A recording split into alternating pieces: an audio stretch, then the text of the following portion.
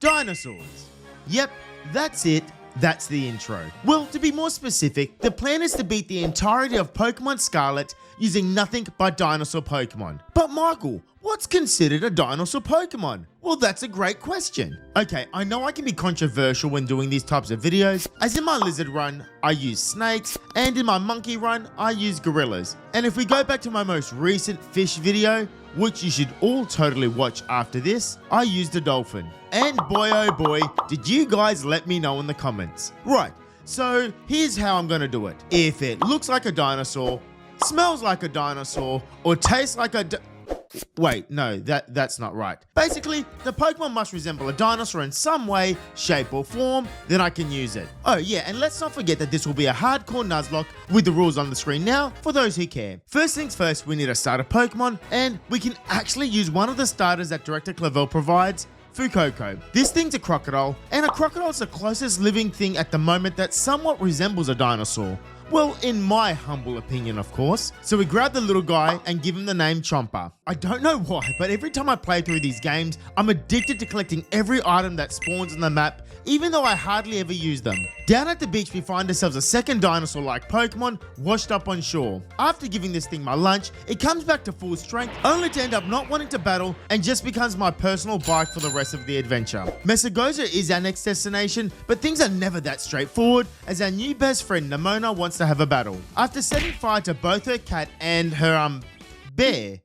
Pormy's a bear, right? Well, it doesn't matter, as both her Pokemon are burnt to a crisp with embers. The barbecuing of Pokemon doesn't end here, as inside Mesagoza we meet up with Team Star for the first time and start embering away at their Pokemon also. Nemona does step in and tells us about terrestrialization, but because I want this to be a little more challenging, I'll be banning our dinosaurs from using this. Our first challenge is to take on the Bugmaster herself, Katie, and let's be honest, bugs aren't exactly a fan of fire Pokemon. I have Chomper hold a charcoal to boost its fire type moves, and we're ready to go. Nimble lands a double kick, doing laughable damage, while our charcoal boosted critical hit Ember exterminates the first bug. We also level up to 16 right before Katie sends in Tarantula. Another Ember from Chomper is enough to get the kill, putting Katie on the ropes and forcing her to bring in her final Pokemon, Turtiosa. The bear terrestrializes and goes for Fury Swipes, hitting me 3 times and leaving me below half health. We respond with an Ember, which also brings it below half health, but unfortunately we're dead to her Fury Swipes if it hits 3 or more times. As we await our fate, the Turtiosa fumbles,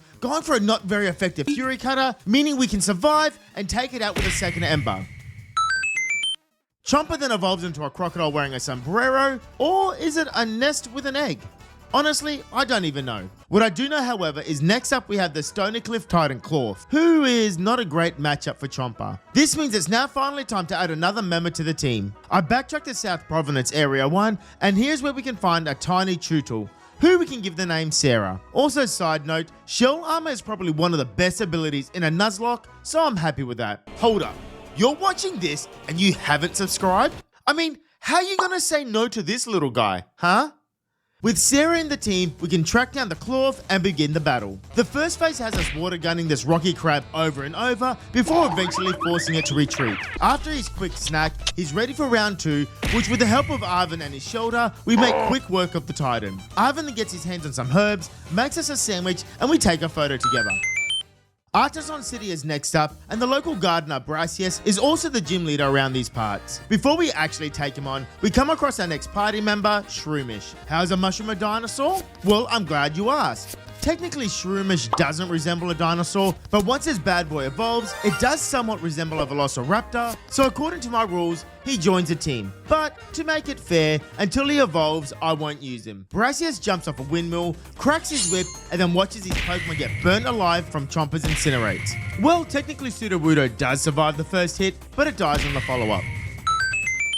Okay, it's at this point of the game where we have a bit of a problem, and that problem being Bombardier. This thing has rock moves that will destroy Chomper, flying moves that would obliterate Raptor if we were to use him, and well, Sarah is just a baby at the moment. All is not lost, however, as just outside Artisan, our savior can be found, Cyclizar. This is just the first step though, as we go on a bit of an adventure, and we can get our hands on the TM for Thunderbolt. After that, we keep going until we get to Medali City, where we can find the held item leftovers. And finally, we need a contingency plan again in case things don't go well. So I grab the TM for Flamethrower, giving Chomper a powerful stab fire move. With all preparations complete, we scale the mountains, avoiding boulders being dropped and get the attention of the Bombardier. Harley starts off with a big Thunderbolt on the Titan, but a wing attack comes out and does big damage right back at us. Because we're holding leftovers, we go for a Protect on the next turn to get some extra recovery before landing a second Thunderbolt, leaving the Bombardier low. It then responds with a Rock Throw, bringing Harley down to 17 HP. We Protect for one more turn, getting some extra health back before summoning another Bolt of Lightning,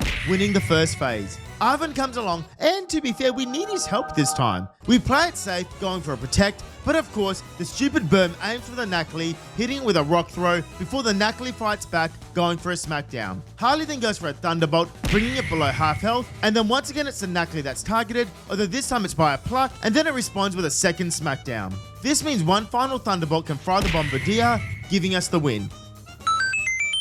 Team Star probably think they're safe from us, as I haven't paid them a visit yet, and, well, that's about to change. We barge into Giacomo's Dark Crew base, destroy a bunch of his Grunt's Pokemon, and then force him out of hiding. Chomper leads against the Pornard, and honestly, I thought I would have outsped this thing, but upon looking up their stats, I was very wrong. So we eat an Aerial Ace for some damage, before melting this thing into a puddle with a Flamethrower. Giacomo then loses the plot and throws out his card to fight us. Wicked Talks hit pretty hard, but Chomper's Flamethrower does do decent damage in return. On the next turn, the Wicked Talk brings us into Blaze range, and for those who don't know, when you are at below 33% health, your fire attacks deal an extra 50% damage, meaning our second Flamethrower does even more damage to the car. Chomper has done his job, so Harley can tag in and go for some breaking swipes, finishing off this pile of scrap metal. Iono is our next target, but before we pay the local influencer a visit, we can strengthen the squad quite a bit. First we head to the desert where we can catch ourselves a Sandile, who gets the name Crikey. Then in this cave here, Larvitars can spawn, so we add this future monster into the team, the Mountain. And finally, our little Sarah evolves into a powerhouse, Drednaw. Although, kinda weak for Iono, so probably won't be used. Also, before you can take on Iono, Nimona stops us at the gym for a rematch, but her team doesn't pose as much of a threat, and we can eliminate a Pokemon without too much trouble. After that fight, our boy Raptor can finally evolve into a Breloom, and now we can use him. With that all the way, Iono can finally be taken care of. The Mountain leads and eats a Pluck from the Watch Roll, but responds with a Rock Slide, crushing the bird. Bellybolt tags in, and expecting a Water Gun, Raptor switches in and eats a hit. Raptor then lands a Leech Seed, takes a Spark like the champ, and then brings the Mountain back in, who is immune to Sparks. We go back and forth a few times, but I do make a mistake, keeping Raptor in for an extra turn, allowing the Bellybolt to paralyze him with a Spark. But it pays for it with its life as it goes down to Leech Seed damage. Iona brings in Luxio, and the plan here is to just Leech Seed this thing and switch in Crikey to have some fun. Crikey then can start setting up with Hone Claws, raising his attack and accuracy, while the Leech Seed keeps him healthy. Crikey then takes out the Luxio with a Dig, getting a kill, and further boosting his attack, thanks to Moxie, putting him at +3. Miss Magius is a final Pokemon, and thanks to the ability Levitate, this cheeky bugger has no weaknesses once it terrestrializes into an electric type. We do stay in hoping to land a bite, but unfortunately it uses Confuray on us, and we end up hitting ourselves in confusion. Harley then comes in, bringing it low with breaking swipes, but after a few turns, we are brought into the red, so we switch the Mountain in for free as it goes for a Charge Beam. The Mountain then gets confused, but he can hold his composure and land a big Rock Slide that leaves this stupid ghost on the Slither. I take a massive risk, keeping the Mountain in, who's brought all the way down into the red after a massive Hex, and as he's still confused, he can either get the kill or take himself out. But the Mountain is just too focused, landing the bite and getting the win. Life is good at the moment. We have 3 gym badges, slayed 2 Titans, and taken out a Team Star member so far. Wait, only 1 Team Star member? Okay, that's not good enough. Thankfully for us, close by there's a base we can raid, so we take on their boss, Mela. Sarah has been licking her lips for this battle, as she... Wait, does Sarah even have lips? Upon further investigation, it seems that she does not. Okay, well, forget I said that. Being a rock water type, she quad resists fire moves, and with a couple of rock tombs, she can take out Mela's first Pokemon, Torkoal. And once the Reverum comes in, we can start Razor Shelling the car while being tickled by Wicked Talks. One final Razor Shell gets the kill, and... I said, one final Razor Shell gets the kill, yes, and now we've put an end to Mela and the Team Star Firebase. There's a Titan fight against Orthworm coming up, but yeah, Chopper can flamethrower this giant metal slug in the first phase with ease, and in the second phase we do the same thing, dealing massive damage with flamethrower, although Arven's Toad School does snipe the kill with a grass knot. We arrive at Cascarafa and, oh, how cute. Wow. I can't even walk down the street without being viewed as a piece of meat. This makes me so furious. And what better way to let off some steam than to take on the gym leader Kofu. Harley can start things off by thunderbolting the Veluza before the fish retaliates with a slash, doing decent damage. Although it's the last thing it ever does, as the second thunderbolt eliminates it. While Trio does outspeed and brings us low with a headbutt, and unfortunately for us, a Thunderbolt is just short from the KO. We do stay in to eat another headbutt before finishing off the Trio with a second Thunderbolt. Kofu is now forced to bring in his ace Crabobnable, so I hard switch in Raptor into a Rock Smash before landing a Leech Seed and then dodging a Slam. Raptor can then use Protect between turns, allowing the Leech Seed to slowly drain its health while also going for Mega Drains to chip away at the Crab while keeping himself healthy. Eventually the Leech Seed takes its toll and the Crabobnable falls, getting the win over Kofu. With a level cap increased to 33, a couple of our babies can now evolve and be more useful. Starting off with a Mountain, who becomes a Pupitar, then it's Crikey's turn, who evolves into a Krokorok. Conveniently, both of these fellas will be super useful for the upcoming battle with... Atticus.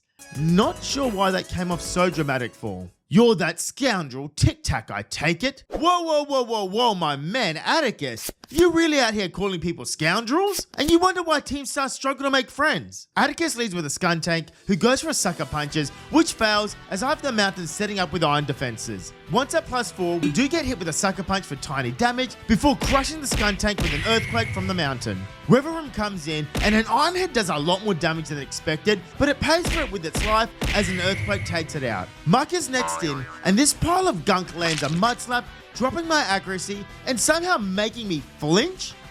Since when did Mud Slap make Pokemon flinch? Okay, just quickly, I completely forgot that Muck has the ability Stench, which has a 10% chance to make an opponent flinch when hit by a damaging move. Right, back to the video. A second Mud Slap brings us dangerously low, but this time we don't flinch, and an Earthquake does insane damage, but not quite enough. Due to being low on health, Crikey switches in and gets Mud Slap for minimal damage, but drops our accuracy, and yeah, as you probably guessed, we miss our attack, and then eat a Sludge Wave, and to top it off, get poisoned as well. Yeah, that was a horrible turn. And just when you think it couldn't get any worse, we miss a Crunch for a second time, allowing Muck to land yet another Sludge Wave. I'm sorry, but this is some complete bullshit. Chomper hard switches in, eating a Sludge Wave, and then takes another Sludge Wave, bringing me to 18 HP before I land a Yawn. Harley now tags in, eating a big Sludge Wave before the Muck goes to sleep. This allows Harley to go for a Shed Tail, creating a substitute that Sarah can use as she switches in for free on the sleeping Muck. Sarah Razor Shells the Muck and we've put an end to this nightmare. Now it's a Starmobile that comes in and it starts off by hitting us with a Rapid Spin, which doesn't break the sub, and Sarah can hit it with a Razor Shell, which unfortunately doesn't drop its defense. It then goes for a Smog, which we can avoid before hitting it with another Razor Shell, chipping away at it. A second Spinner does break the sub, but this time Sarah's Razor Shell not only deals damage, but drops its defense stats. Due to the rapid spins, we are now quicker than the Starmobile, and yet another Razor Shell hits hard and drops its defense even further. To top it off, because its speed has dropped, the AI goes for a Flame Charge, which deals so little damage that our leftovers can heal it. Another Razor Shell is agonizingly close to taking it out, but it doesn't matter as a Spinner doesn't hurt too much, meaning one last Razor Shell can send this thing back to the scrapyard. Okay, that battle was a bit of a mess, and honestly, I made it harder than I needed to. But let's not dwell on our mistakes. In fact, now's a time of celebration as we can get our hands on another encounter, and one of my favorites, I might add. First things first, we go to Artisan City, where we can eat a serving of spiced potatoes, increasing our dragon encounter rate. Then we head to this cave, wherever this is on the map, but it's here where we can find ourselves a Frigibax. We give this wee fella the name Godzilla, and we leave the cave. Right, so I made a small blunder. You see, I like to use auto battles when grinding Pokemon, but the problem with this method is that when Pokemon reaches the level needed to evolve, it doesn't evolve. Because of this, Chopper does not evolve, and getting a Ghost typing would have been very good for the Larry fight. Regardless, we press on. Plan B is to have Rucker set up with bulk ups of the Kamala while using Protects and Leftovers to stay healthy. We do actually get put to sleep, but because we're +3 in attack and defense, we eat the hits well and recover with Leftovers. Once Raptor wakes up, we go for a Drain Punch, which crushes the Kamala and recovers almost all our HP. The Dunsparce is Larry's next Pokemon, and I decided to bulk up one more time, which was a mistake. The Dunsparce hits us with a Glare, paralyzing Raptor, making him vulnerable. Raptor then takes a Hyper Drill well before going for a Drain Punch, getting the KO and keeping us healthy. So Raptor comes in and intimidates us, and although my defenses are up, all it takes is one crit to end Raptor. So I switch in Sarah, who eats the Aerial Ace like a champ. Then a Terrestrialized Facade comes our way, but Sarah is just too thick, taking the hit before a Razor Shell does decent damage back, while also dropping Staraptor's defense. Another Facade brings us to about 1/3 of our HP, and unfortunately Staraptor hangs on by a thread from a second Razor Shell. I play it safe, switching in the Mountain, who takes a couple of hits before delivering a big Earthquake on Larry's bird, taking it out. We do have a Nemona fight right after Larry, but yeah, Raptor can safely just set up on a Lycan Rock and just sweep through her entire team without breaking a sweat. Montenevera is where the next gym is located. Rhyme, are you okay there? You're looking kinda angry. Oh no, I did it again. Yep. Crikey, who evolves into a powerhouse crocodile at level 40, is still a Crocorock, and we've reached a level cap of 42 for this Pokemon. What is wrong with me? Both her Mimikyu and Banette target Sarah with a Shadow Sneak and a Sucker Punch, but our girl takes a hit well before she has a chop at the Banette with a Crunch. Then Crikey follows up with another Crunch, ending its life for the second time. The crowd loves the fact that we just murdered a Pokemon in front of them, boosting both Crikey and Sarah's attack stats, which is kind of messed up when you think about it. Expecting to be double hit again, Sarah goes for a Protect, although it turns out to be a waste of a turn as Mimikyu slashes Crikey instead. Crikey then goes for a big Crunch in the Houndstone and getting his Moxie attack boost. With Toxtricity out, I did not want to risk an overdrive that would destroy Sarah, so I switch into the Mountain, who gets hit with a Shadow Sneak from Mimikyu, and then Toxtricity ends up going for a Hyper Voice, almost taking out Crikey. Crikey does send the Toxtricity packing with a Crunch, and then on the next turn, Sarah comes back in as Crikey is too low to stay in, and between her and the Mountain, we can finish off Rhyme's Mimikyu. Oh, and look what's happening. It's like the game is trying to mock me. We go to Asada Desert to hunt down the Great Tusk Titan, and then once found, Raptor has his way with this mammoth-looking Pokemon on both phases, and then Arvin makes us a sandwich for our hard work.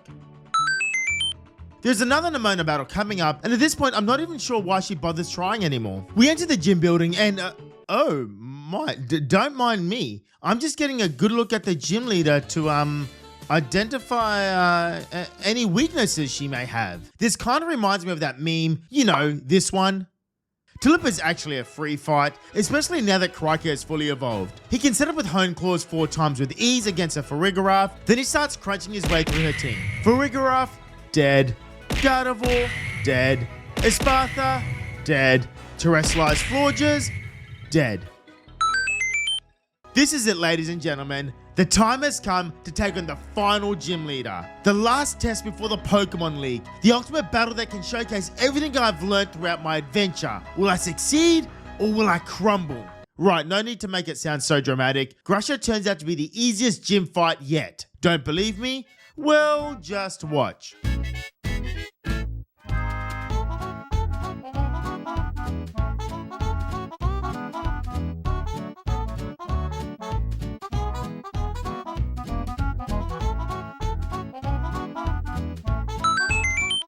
Okay, with all 8 gym badges, you'd think we're finally ready for the endgame, right? Wrong. We're not even close.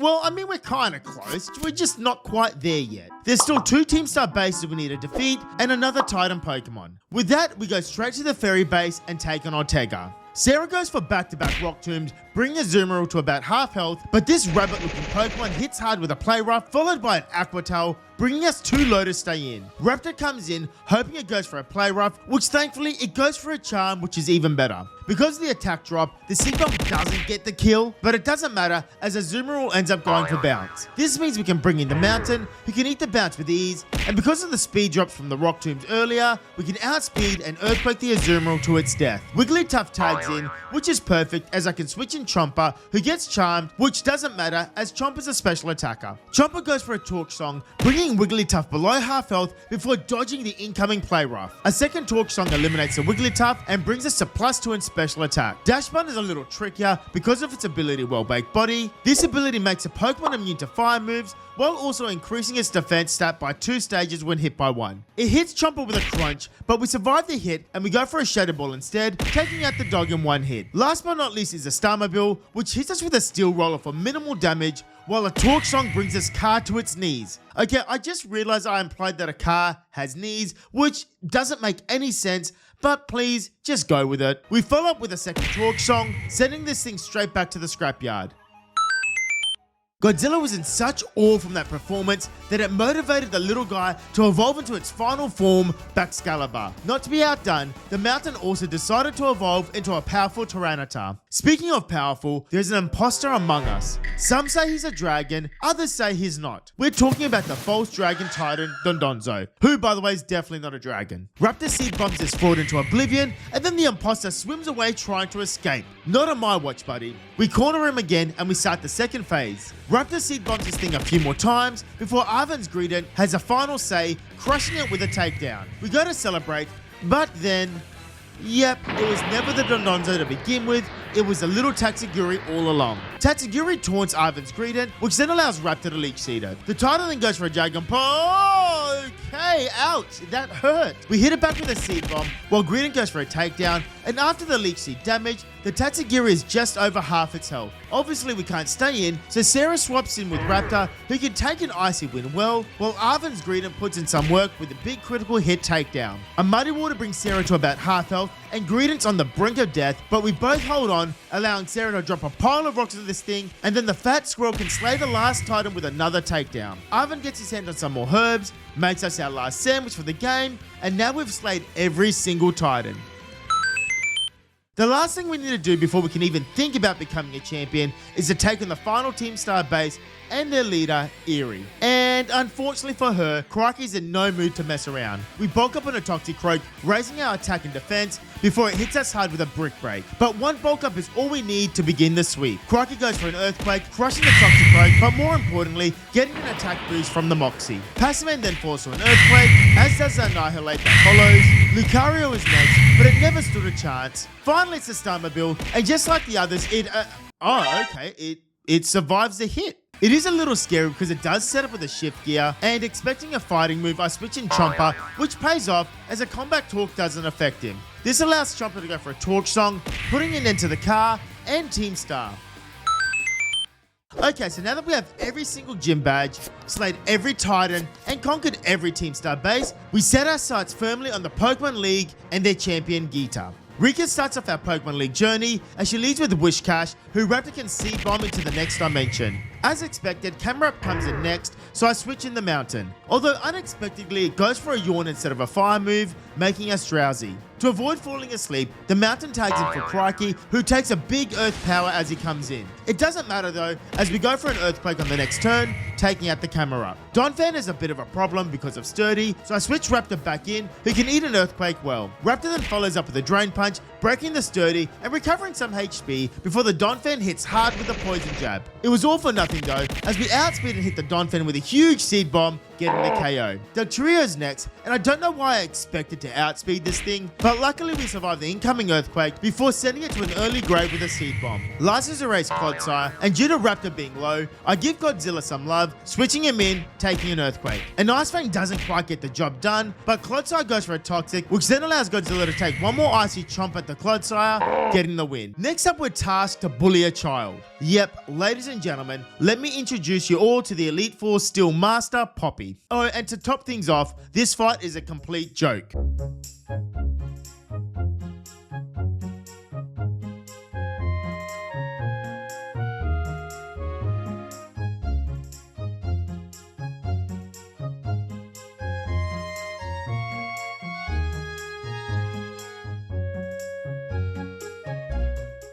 Now it's a familiar face Larry, making his way through the door, ready to battle. Godzilla starts us off with a Dragon Dance, raising his speed and attack, while the Tropius sets up with a Sunny Day. On the next turn, we take out the Tropius with an Ice Okay, well, that's awkward. Because we missed, Tropius can land a Dragon Pulse, although it ain't too bad. We try luck again with an Ice Fang, and this time we land a hit and get the kill. Staraptor does intimidate us, but our attack is still high enough from the Dragon Dance before, so we can one-shot this thing with an Ice Fang. Now it's Altaria, and oh, we missed again. Godzilla, pull yourself together, mate. Altaria does punish us for the miss, going for a Dragon Pulse, but we do survive the hit. Not taking any risks, we go for a Dragon Claw to eliminate the Cloud Dragon. Oricorio does survive the Dragon Claw pretty comfortably, and an Air Slash leaves me on 14 HP. But we can follow up with another Dragon Claw, getting the KO. Finally, it's his Ace Flamingo, and I know that an Ice Fang can one-shot, but only if it hits. I take my chances, and we land the hit and get the kill. Last but not least is Hassel, the Dragon Master, who makes an appearance. Now you'd think that being the last line of defense between me and Gita, that he would be a tough fight, right?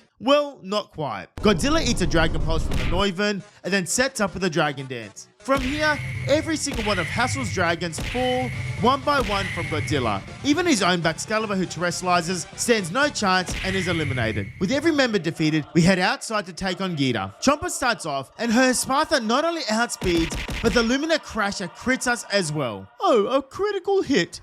Poor thing. Really? I don't need pity from you, Gita. Chomper does retaliate with a super effective Shadow Ball, which is enough to take out the Emu. Avalok is Gita's next Pokemon, but one Torque Song later, and this slab of ice is turned into a puddle. King Gambit also comes in, only to fall to a single Torque Song. Oh, and don't forget that every time I use this move, my special attack goes up. Yeah, it is broken. Veluza does resist fire, so we use a Shadow Ball, which gets the job done. Then Gogoat comes in, only to be burnt to a crisp by Torque Song. Now to Ace Glamora, and unfortunately I know we can't one-shot this thing, so Raptor switches in for Chomper, while also taking an Earth Power. Now expecting a poison move, I switch in Crikey, who takes a Sludge Wave well. Crikey then goes for a big Earthquake, which is super effective, but just short from the kill. This means Glamora can go for a super effective Dazzling Gleam, but Crikey is too tough, surviving on 12 HP, and then ending the battle with one more Earthquake. And with that, ladies and gentlemen, Gita has been defeated and we're now champions. But don't go just yet. You see, my friends, we have another trainer on our minds. And no, it's not Arven, who Raptor can simply solo on his own. It's not Director Clavel, who Crikey can defeat with ease. And it ain't Penny, as the Mountain has his way with her Eevee evolutions. And no, it's not even Nimona, although based on our previous encounters, you probably already knew that. We jump on our Koraidon and head to the center of Paldea. Here we can find the entrance of Area 0. Once down here, we can find Arven's mum. Well, actually, it's just an AI version of her. Regardless, once we meet her, she takes us down to her secret lair and we can have our true final battle. Chomper once again takes the lead and goes for a Torque Song in the Slitherwing, but it's not quite enough to one-shot. Thankfully, the Slitherwing goes for a lunge, which only tickles us and drops my attack stat, which doesn't matter. This means a second Torque Song gets the KO and we're +2 in attack. Then Professor Sato throws the fight, bringing in Brute Bonnet, who easily falls to a Torque Song. Sandy Shocks comes in, and I didn't take into account that this thing could outspeed, allowing an Earth Power to deal huge damage on us. A Torque Song does take it out, but now we're really low on health. AI Sato brings in Fluttermane, and this thing will definitely outspeed and kill Chomper, but this is the last battle of the game, and unfortunately the correct play is to let Chomper fall. Thank you, Chomper. You did well, buddy. Sarah comes in, and honestly, I'm not even sure why I did that. Fluttermane lands a Thunderbolt, which we do survive, and then Sarah hits back with a Razor Shell, doing big damage back. Expecting another Thunderbolt, I hard switch in Crikey, getting him in for free. Fluttermane then goes for a Mystical Fire, which we can take before a Crunch ends its life. Screamtail is Sarda's next Pokemon, and honestly, I'm surprised this thing survived a Moxie boosted Stab Earthquake from Crikey. A Play Rough does hurt us, but we managed to hang on and crush the Jigglypuff clone with a second Earthquake. And finally, her ace comes in, Roaring Moon. For some reason I thought Crikey could outspeed this thing, but it turns out I was wrong and we fall to an Earthquake. The Mountain does come in to avenge him, but yeah, I may have forgotten that Earthquake was super effective against us.